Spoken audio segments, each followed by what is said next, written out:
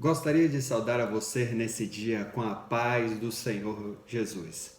Bem-vindo a você que está conosco nesse segundo trimestre de 2024 e agradecer por estar presente nesta série de lições que estamos estudando sobre a carreira que nos está proposta. Hoje vamos começar com a segunda das lições falando sobre a escolha entre a porta estreita e a porta larga. Amém? Então, nós dividimos esse estudo, como eu sempre estou abordando aqui, em três tópicos, né, semelhantes ao da lição, mas nem sempre igual, porque nós permitimos aqui um pouco mais de aprofundamento e às vezes um pouco mais de esclarecimento. É uma maneira didática e de instrução que pode servir para você entender melhor algum tópico e quem sabe se aprofundar no outro. Mas também estamos aqui para servir de uma maneira mais clara e objetiva que você possa compreender o estudo das Sagradas Escrituras que estaremos aqui abordando nesta lição de número 2. Para quem não me conhece, esse que vos fala é o pastor Felipe Cunha, sou membro das Assembleias de Deus do Jardim do Ingá, Lusiânia, Goiás, onde nós preservamos o ensino das Sagradas Escrituras e o poder de Deus. Louvado seja o santo nome do Senhor. Pois bem, quero passar desde já aqui alguns subsídios aos queridos e amados professores que vale a pena aqui conhecer a revista Ensinador Cristão. A revista Ensinador Cristão, ela nos traz reportagens, artigos, subsídios de apoio às nossas lições de adultos, e lá na edição de número 47, página 37, você encontrará um subsídio especial para esta lição que estaremos estudando logo mais. Também quero aqui indicar o nosso livro de apoio, né, da nossa lição, livro excelente do comentarista o pastor Osiel Gomes. Quero também indicar o comentário bíblico pentecostal, né, volume 1, esse que está aqui à minha direita, e também o dicionário bíblico, o Wycliffe. Todas essas obras são publicadas pela CPAD. Pois bem, leva aqui os três tópicos do nosso objetivo da nossa lição de hoje. O primeiro é explicar a analogia da porta estreita e do caminho apertado, do ponto de vista bíblico e teológico. Segundo, é destacar que a decisão pela porta estreita requer uma vida de renúncia, isso é importante, e disposição para enfrentar os desafios na caminhada cristã. Terceiro e último objetivo, apontar que a entrada pelo caminho estreito está baseada no arrependimento, confissão de pecados e novo estilo de vida. Esses são os três objetivos da nossa lição. Então, querido professor, não deixe de atingir esses objetivos. Bem-vindo mais uma vez, e esse é o nosso estudo da nossa segunda lição. Nós vamos começar agora com o título da lição: a escolha entre a porta estreita e a porta larga. Nosso texto áureo nos diz o seguinte: porfiai por entrar pela porta estreita, porque eu vos digo que muitos procurarão entrar e não poderão. Está em Lucas, capítulo de número 13 e versículo de número 24. A nossa verdade prática nos diz o seguinte: a porta estreita não é uma opção, mas a única alternativa disponível para o crente entrar no céu. Observe que não é uma opção, mas a única alternativa para o crente entrar no céu. Nós vamos dividir esta lição, como de costume, em três tópicos. O primeiro vai falar sobre portas e caminhos. O segundo tópico da nossa lição vai falar por que entrar pela porta estreita é difícil. Terceiro e último tópico, entrando pela porta e pelo caminho do céu. Pois bem, a nossa leitura bíblica em classe se encontra em Mateus, capítulo de número 7 e versículo de número 13 e 14 e capítulo de número 3 e versículo do 1 ao 10. Ok? Então, nesta lição, meus amados e queridos irmãos, estudaremos a analogia da porta estreita e da porta larga, mencionada pelo nosso Senhor Jesus Cristo. Nós veremos que o nosso Senhor teve a pretensão de mostrar aos pecadores o caminho para a salvação. Qual é o caminho? Ele mesmo falou isso, né? Então, de acordo com a soteriologia, ou seja, a doutrina da salvação.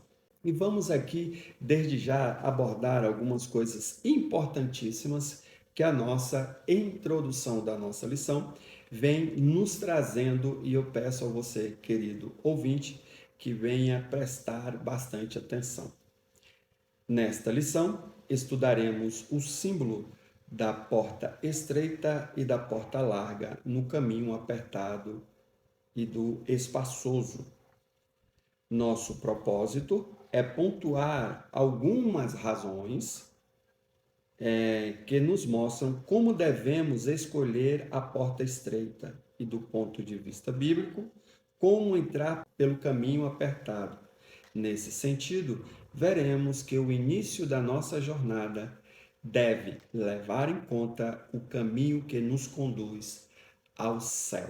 Louvado seja o santo nome do Senhor. Então, como dissemos aqui, né?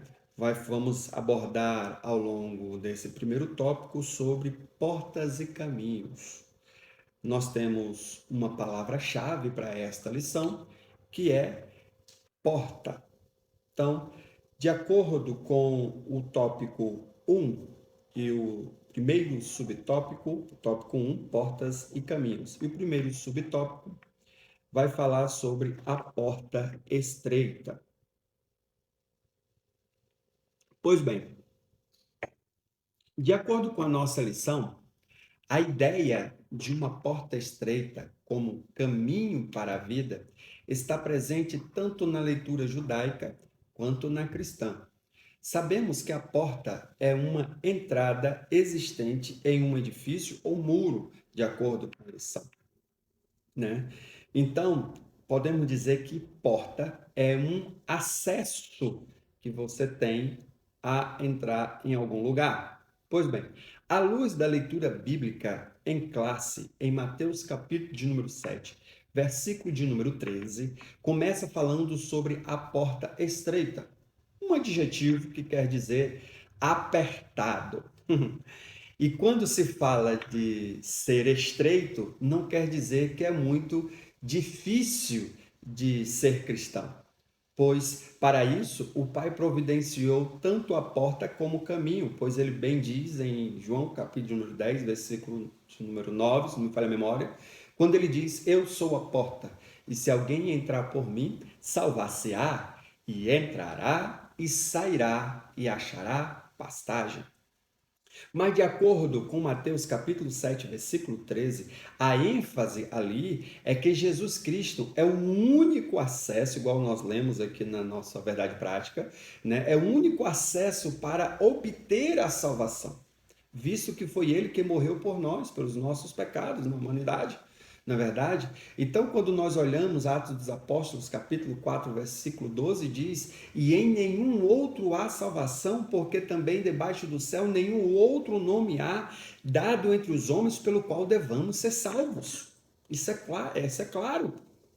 Porém, a Bíblia quando diz que é estreito, né? Porque para se obter a vida eterna é necessário bater de frente com algumas inclinações carnais ou algumas inclinações naturais. Por ser estreito, apertado, é importante falarmos que para seguir o caminho da vida eterna é preciso obedecer, guardar, atentar para os ensinos de Jesus, tudo isso. O ser humano em si não pode, ele com seus meios próprios, entrar por esta porta e esse caminho que é Cristo. É necessário ele largar as bagagens desta vida. Pastor Felipe, que bagagem é esta? Bagagem do eu, bagagem do pecado. É necessário renunciar, é necessário sacrificar os seus interesses, seus desejos, suas opiniões. E aí ele priorizando a vontade de Deus em sua vida. Em Mateus capítulo 7, versículo 21, vai dizer que nem todo que me diz Senhor, Senhor entrará no reino dos céus, mas aquele que faz a vontade de meu Pai que está nos céus. Ou seja, largou a bagagem, largou o eu, largou o egoísmo, largou a vida de pecado. Tudo isso a Bíblia está nos mostrando. E aqui eu volto na lição anterior, que aonde dizer que os que desejarem entrar por esta porta, é necessário nascer de novo. É necessário ter um novo nascimento, pois irão se despir aqui de um velho homem. E o apóstolo Paulo, quando ele escreve aos Gálatas, no capítulo 2, versículo 20, ele diz: já estou crucificado com Cristo, e vivo não mais eu, mas Cristo vive em mim. E a vida que agora vivo na carne, vivo-a na fé do Filho de Deus, o qual me amou e se entregou a si mesmo por mim. Que bênção, que maravilha, louvado seja Deus. O segundo subtópico vai falar sobre o caminho apertado.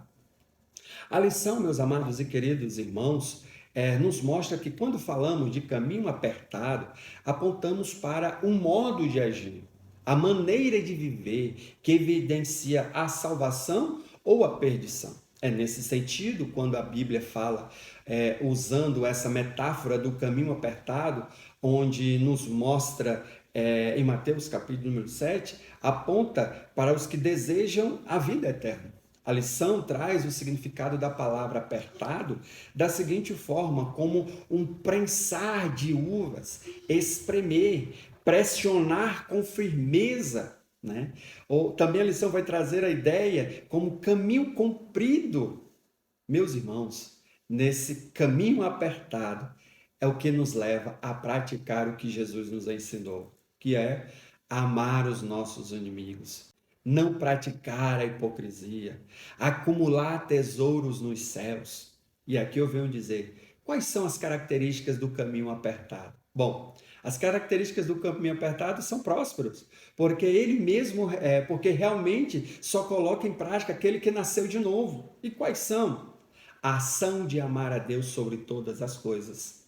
Segunda característica, de perdoar os que nos ofendem. Terceira característica, ser servo dos outros sempre com toda a humildade. Quarta característica que eu posso dizer aqui é colocar em prática a justiça, buscando fazer aquilo que é justo, que é reto, que é agradável a Deus. Eu posso dizer que a quinta característica é carregar constantemente a nossa cruz. Pastor Felipe, o que realmente o Senhor está querendo dizer? O que eu estou querendo dizer é que o caminho apertado, porque não tem facilidade. Esse caminho apertado, ele não tem facilidade, né? E o que realmente deseja entrar neste caminho, tem que haver renúncia, né? Tem que nascer de novo, tem que viver uma vida de verdade. Não há mentira neste caminho. É uma porta de santidade, de disciplina, de dedicação para com todos aqueles que estão em volta da gente também, de amar a eles. Fazendo isso, o Senhor jamais nos abandonará, mas estará conosco nesta caminhada, igual nós vimos na lição anterior. O terceiro tópico da nossa lição vai falar sobre porta larga e caminho espaçoso. Bom, para entendermos as metáforas da porta larga e do caminho espaçoso, apresentam a vida que o ser humano vive no seu egoísmo, negligenciando a vontade de Deus e procurando estabelecer seu próprio estilo de vida. Os que vivem na porta larga, nesse seu próprio estilo, né? Os que vivem nessa porta larga e no seu caminho espaçoso, eles são, eu posso dizer, autoindulgentes, querem glorificação pessoal, priorizam suas vontades, seus desejos, pois isso eles não querem fazer qualquer tipo de renúncia. Meu querido irmão, deixo aqui bem claro que a porta larga e o caminho espaçoso é a vida totalmente dominada pelo materialismo. Ou seja, essas pessoas que procuram apenas viver dominado pelos bens materiais, elas querem conforto, riqueza. Há uma ganância que domina o coração dessas pessoas, né? Elas crescem por cima de outras pessoas. As pessoas que priorizam a porta larga e o caminho espaçoso são individualistas, insensíveis. Elas querem saber apenas de si, jamais do seu próximo. São dominadas pela imoralidade, têm um comportamento totalmente fora das sagradas escrituras, o que nós temos como regra de fé. Elas são promíscuas, são infiéis, né? Elas são pessoas que estão mergulhadas nas práticas do pecado. Meu amigo, meu querido professor, me ouça nisso aqui, né? Que eu tenho que mostrar para você que o caminho é Jesus Cristo, é esta porta. Não é nela, não tem orgulho, ele é humilde. Louvado seja Deus, é um caminho de paz, é um caminho que não há arrogância, é um caminho que nos conduz à vida eterna. Louvado seja o santo nome do Senhor. E a Bíblia nos mostra em Mateus, capítulo de número 11, versículo 29, quando ele faz o convite, os que adotam, que seguem a Cristo, os que adotam a vida que leva numa perdição, não possuem qualquer referência como a palavra, como a oração, como a fé, como o perdão, como a comunhão com Deus, enfim, mas Jesus chama: vinde a mim, todos vós que estáis cansados e oprimidos. Você que tem trilhado este caminho, esta porta larga, este caminho espaçoso, Jesus te chama: vinde até ele. Amém? Bom, é bem verdade que aparentemente pode oferecer este caminho espaçoso, pode oferecer coisas prazerosas, né? Como a liberdade, mas tudo isso, meu querido irmão, é ilusão, é passageiro. E o servo do Senhor deve atentar para o conselho que o salmista diz no Cântico 1, versículo 1 e 16, de não andar segundo os conselhos dos ímpios, e também não se deter nos caminhos, nem se assentar na roda dos escarnecedores. Por quê? Pois tudo isso perecerá. Segundo o comentário bíblico pentecostal, né, ele nos mostra dois caminhos, o largo e o estreito. Ali ele está se referindo o caminho da morte, o caminho da vida, o caminho da luz e o caminho das trevas. E a maioria das pessoas toma o caminho mais fácil, o que é desastroso para ele, né? A porta que conduz à vida é Jesus Cristo. Não tem como você trilhar um outro caminho. Jesus te chama. Amém? Então, o segundo tópico da nossa lição vai falar porque a entrada pela porta estreita é difícil. Uma porta aberta, porém difícil. Bom, a porta para a entrada na pátria celestial, vamos dizer isso aqui, ela não está fechada. Ela está aberta. No entanto, há muitos impedimentos para que a alma do homem a atravesse. Disse isso na aula anterior, o egoísmo, a idolatria, a prostituição, dentre outras coisas. Consequentemente, Jesus ensinou para tomar o caminho do céu. É preciso negar-se a si mesmo.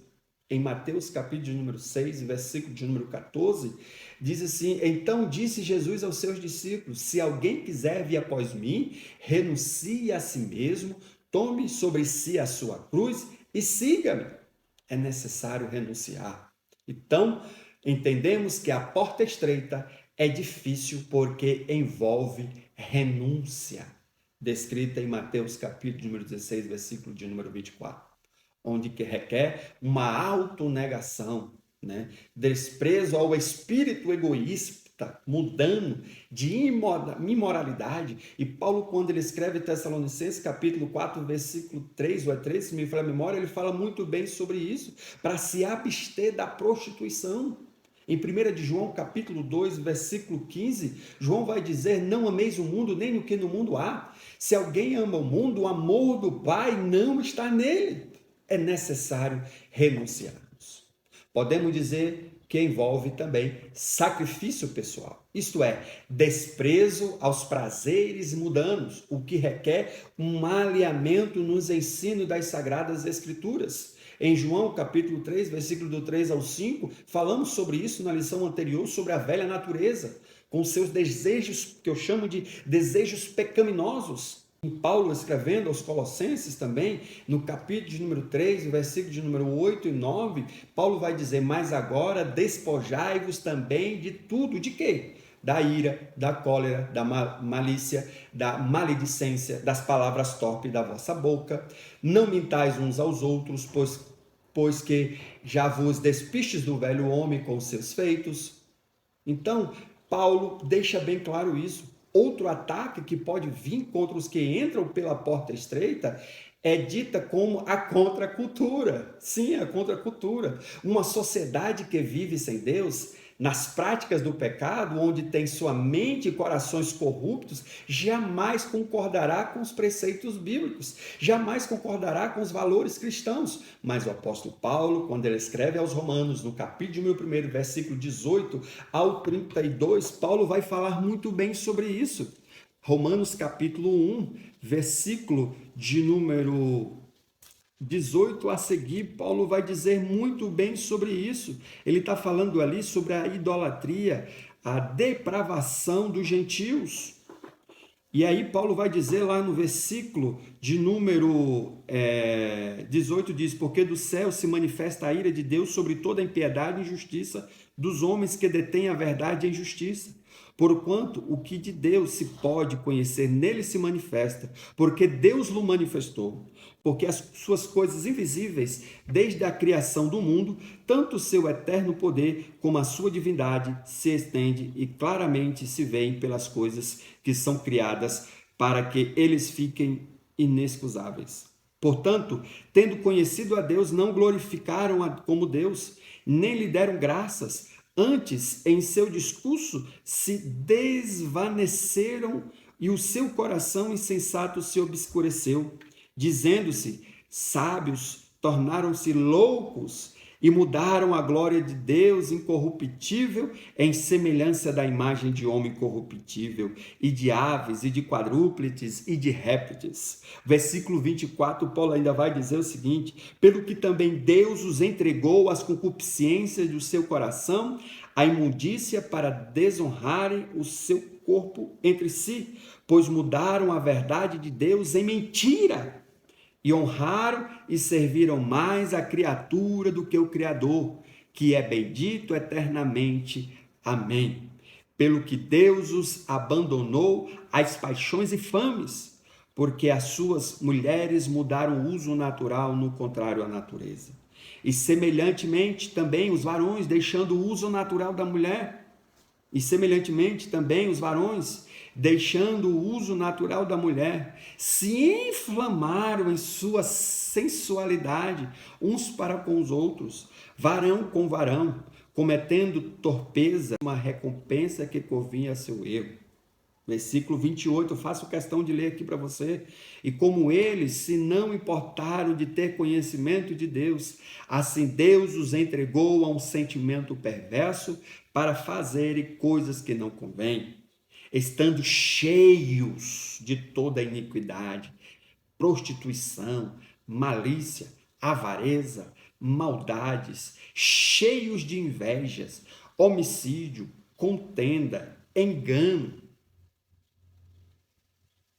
malignidade, sendo murmuradores, detratores, aborrecedores de Deus, injuriadores, soberbos, presunçosos, inventores de males, desobedientes ao pai e à mãe, nécios, infiéis no contrato, sem afeição natural, irreconciliáveis. Então, Paulo vai mostrar também sem misericórdia, os quais, conhecendo a justiça de Deus, que são dignos de morte, os que tais coisas praticam, não somente as fazem, mas também consentem com que as fazem. Veja que Paulo, há muitos anos atrás, ele já nos mostra hoje a nossa realidade. Os valores cristãos e seus defensores, nós que defendemos, sempre seremos confrontados. A revolta da sociedade na tal da contracultura, né? Contra o evangelho do Senhor Jesus Cristo, é porque nós pedalamos na contramão do mundo. Nós não compactuamos com as coisas que eu citei aqui. A igreja não compactua. Agora, vale a pena eu ressaltar aqui que o evangelho, ele é ofensivo hoje para uma sociedade sem Deus, não somente por causa da questão do aborto, da homossexualidade, mas sim porque combate todas as práticas do pecado de um povo que opta por entrar pela porta larga e pelo caminho espaçoso. Bom, e Jesus deixou bem claro em João capítulo 3, versículos 19 e 20, que diz que o mundo o odiava porque combatia as suas obras. Que obras são essas? Obras pecaminosas, obras das trevas. E o mesmo, meus irmãos, acontece nos dias atuais. Querem calar a igreja, querem parar a igreja, mas não vão. E o segundo tópico, subtópico da nossa lição vai falar sobre as oportunidades da porta larga. As oportunidades da porta larga são atraentes. Você sabia disso? Para muitos, o caminho da porta estreita não é atraente. Por quê, pastor? Porque a porta larga oferece prazeres que satisfarão a carne. Isso mesmo.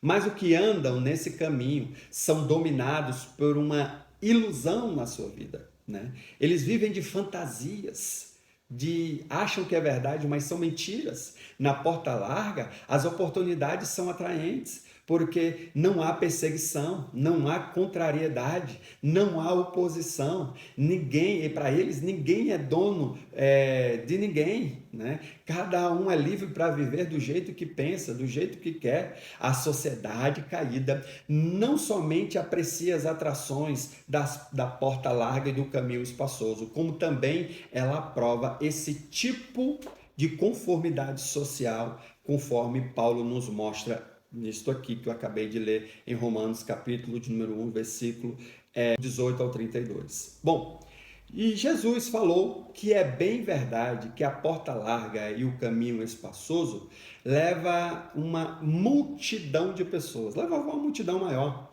né? Porém, ele deixou bem claro, deixa aqui bem claro, que o destino final é a perdição, tá bom? Ou seja, é a destruição no sofrimento eterno no inferno. E aqui fica bem claro que não há felicidade eterna para os que seguem a porta larga. Fique ciente disso aqui. Quero deixar bem claro também aqui para você, querido irmão, professor, ouvinte, que todos que passam a entrar pela porta larga e o caminho espaçoso têm um destino terrível, têm um destino triste. E o cristão?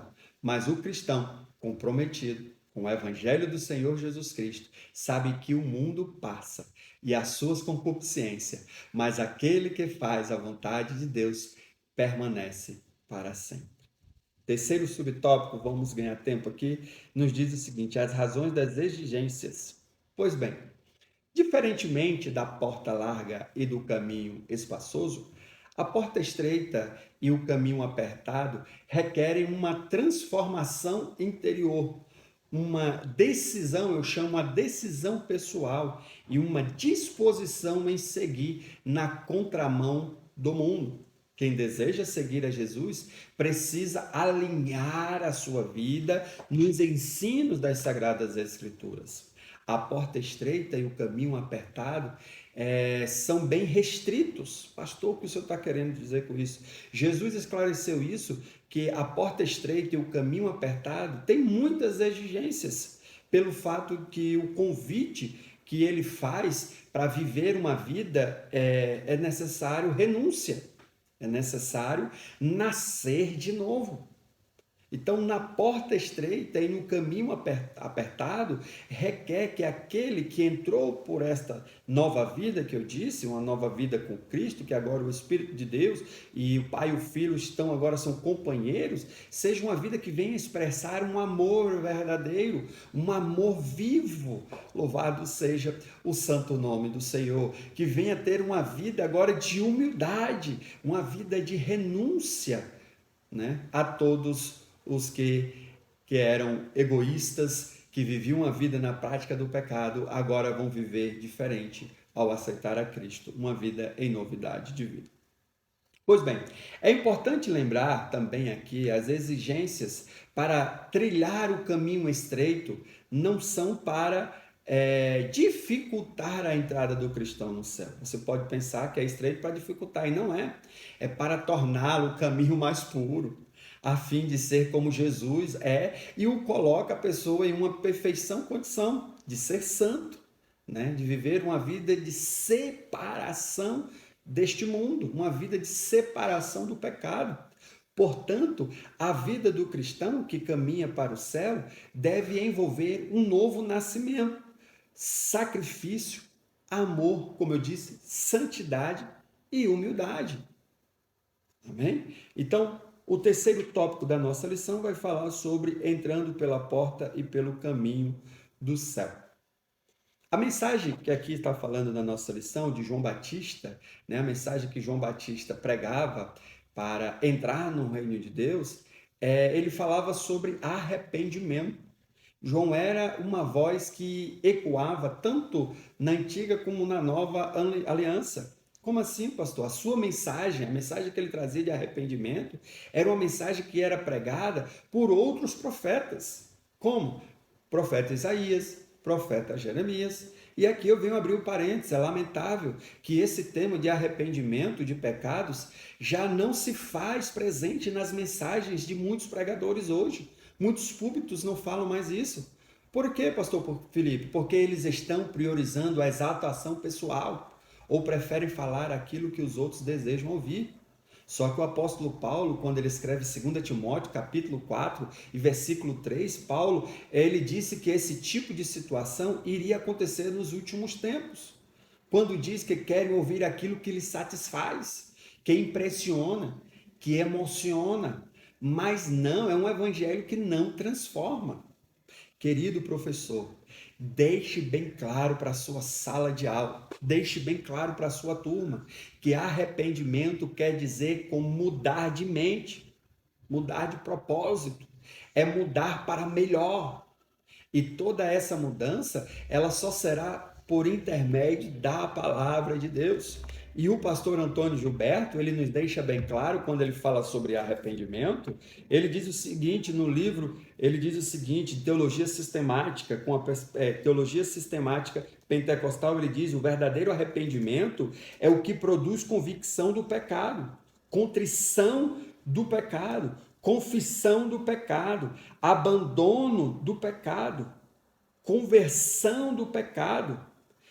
Se essas 5 reações por parte do homem não ocorrerem, não se trata de arrependimento verdadeiro, completo, mas apenas tristeza e remorso.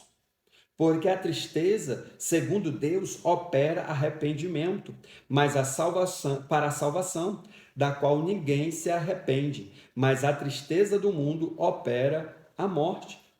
2 Coríntios capítulo 7, versículo de número 10. Veja, meu querido irmão, que é necessário arrepender-se. É necessário, conforme o querido pastor de saudosa memória, o pastor Antônio Gilberto, ele diz que é necessário que haja este arrependimento.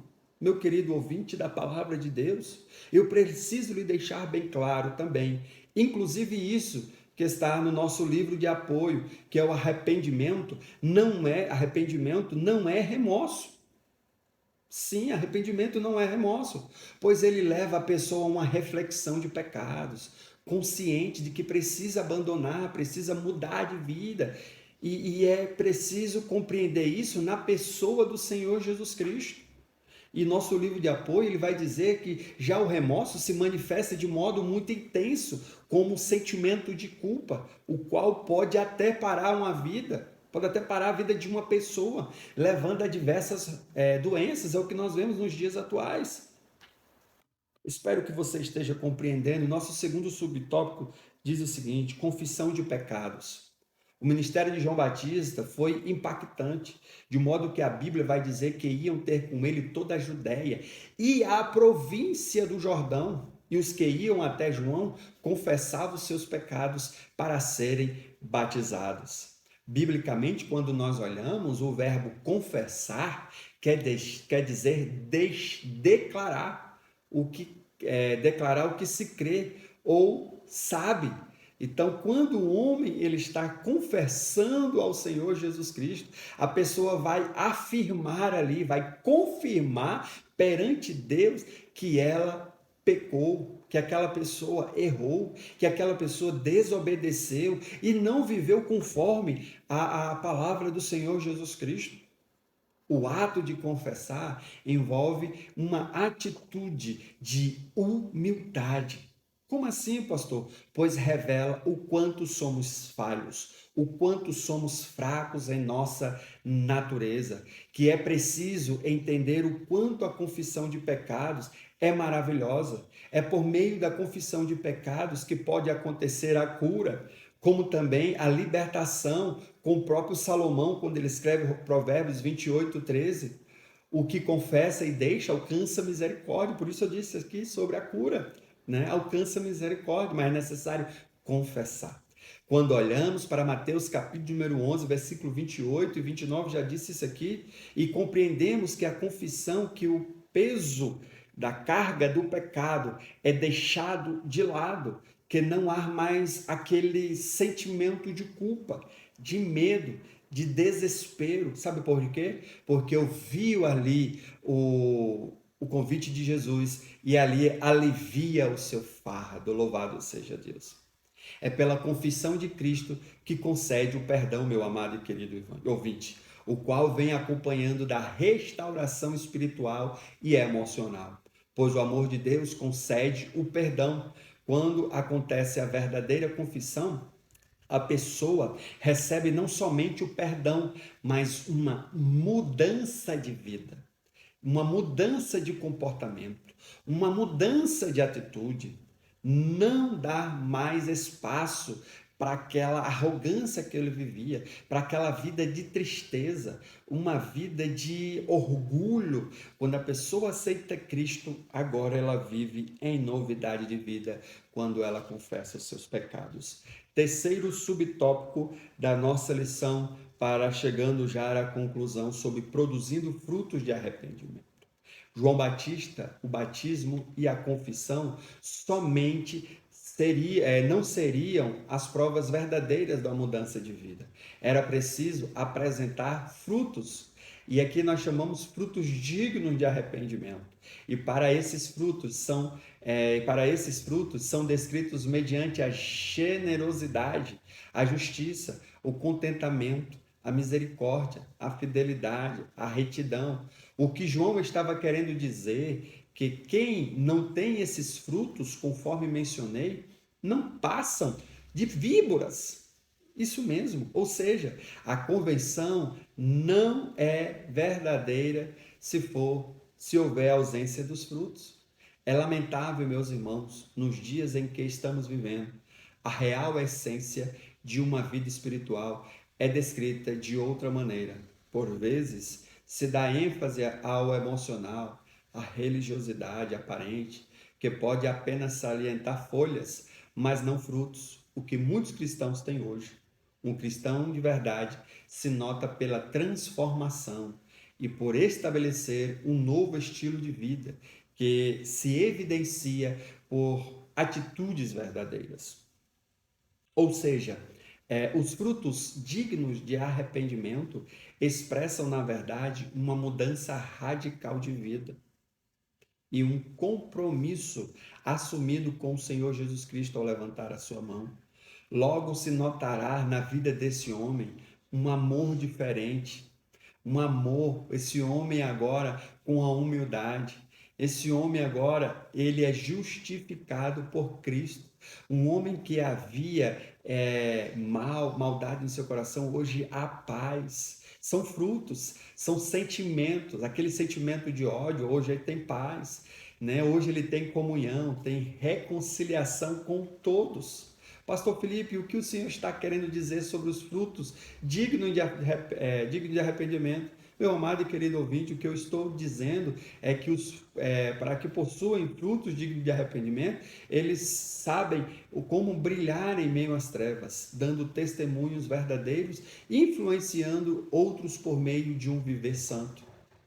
para concluir a minha participação aqui, a nossa lição diz: no momento em que inicia sua jornada com Cristo, o cristão deve ter consciência de que escolheu o caminho estreito e a porta apertada para trilhar o caminho do céu.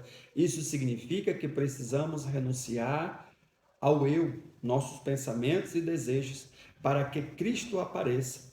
Isso só é possível por meio de um verdadeiro arrependimento, confissão de pecados e a experiência do perdão.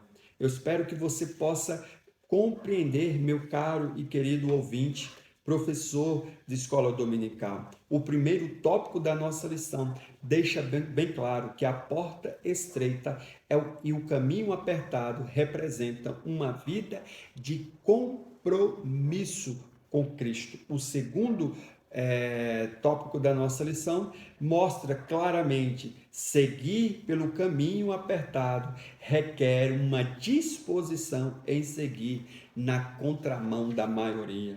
E terceiro tópico deixou bem claro que o verdadeiro encontro com Jesus produz no crente frutos dignos de arrependimento. Talvez você que está me ouvindo neste ensino aqui e disse: pastor, mas eu já entrei pela porta estreita. Mas qual é o caminho que você tem seguido?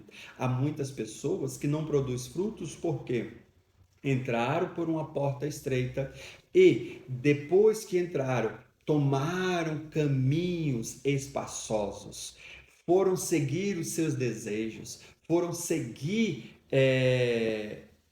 as suas paixões, foram seguir as obras da carne. E muitas pessoas, infelizmente, estão na igreja, né? Levantaram a sua mão, confessaram a Cristo como seu Salvador, mas não vivem em novidade da vida, não vive produzindo frutos dignos de arrependimento. E a palavra de Deus é clara, que aquele que aceitou a Cristo como único e suficiente Salvador de sua vida, aquele que tem Cristo em sua vida como o centro, como o norte, e foram crucificados com Cristo, eles vivem hoje uma vida diferente, produzindo frutos dignos de arrependimento. Espero você, querido professor, possa expor esses detalhes na sua sala de aula. Que Deus em Cristo vos abençoe e te espero na terceira lição, em nome de Jesus.